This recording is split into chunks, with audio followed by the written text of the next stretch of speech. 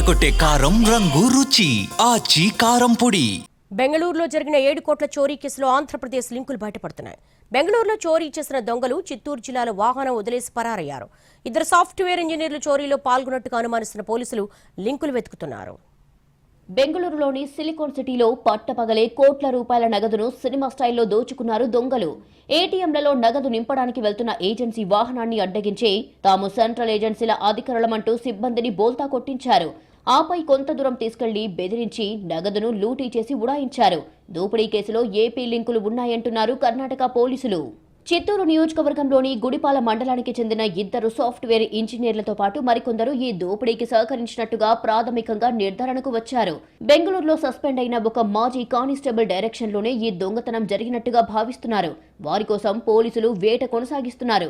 ఈ నెల 19న సిబిఐ అధికారులమంటూ కారులో వచ్చిన గుర్తు తెలియని వ్యక్తులు ఏటీఎంలలో నగదు నింపే వాహనం నుంచి పట్టపగలే 7.11 కోట్లు కొట్టేశారు.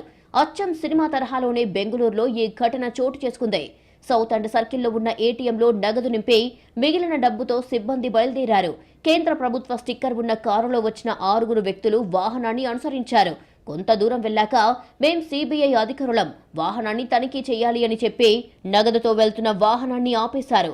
అందులోని గన్మెన్ ఇతర సిబ్బందిని కిందికి దింపేశారు. తనిఖీ నిమిత్తం తమ ఆఫీస్కు రావాలంటూ డబ్బుతో ఉన్న వాహనాన్ని దాని డ్రైవర్ సాయంతోనే డైరీ కూడలి వంతెనపైకి తీసుకెళ్లారు. అక్కడ వాహనాన్ని ఆపి పిస్టల్, కత్తులతో బెదిరించి అందులో ఉన్న 7.11 కోట్ల నగదు పెట్టెలను తమ కారులోకి మార్చుకొని దొంగలు పరారయ్యారు. ఈ చోరీపై సిద్ధాపూర్ పోలీస్ స్టేషన్లో కేసు నమోదయ్యింది.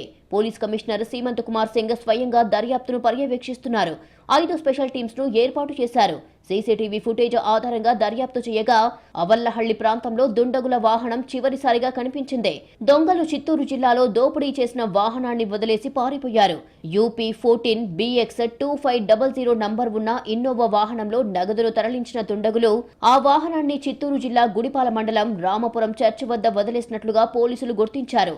ఆ వాహనం గుడిపాల మండల కేంద్రం మీదుగా చిత్తపార గ్రామానికి వెళ్లి కొద్దిసేపటి తర్వాత తిరిగి వచ్చినట్లు పోలీసులు నిర్ధారించారు. దొంగతనంలో సమీప గ్రామాల వ్యక్తుల ప్రమేయం ఉండవచ్చని అనుమానంతో కర్ణాటక పోలీసులు అర్ధరాత్రి చిత్తూరు పోలీసులతో కలిసి చిత్తపార గ్రామంలో తనిఖీలు చేపట్టారు. నగదును మరో వాహనంలోకి షిఫ్ట్ చేసి దాంతో పరారయ్యారనే అనుమానంతో దర్యాప్తు సాగిస్తున్నారు కర్ణాటక పోలీసులు.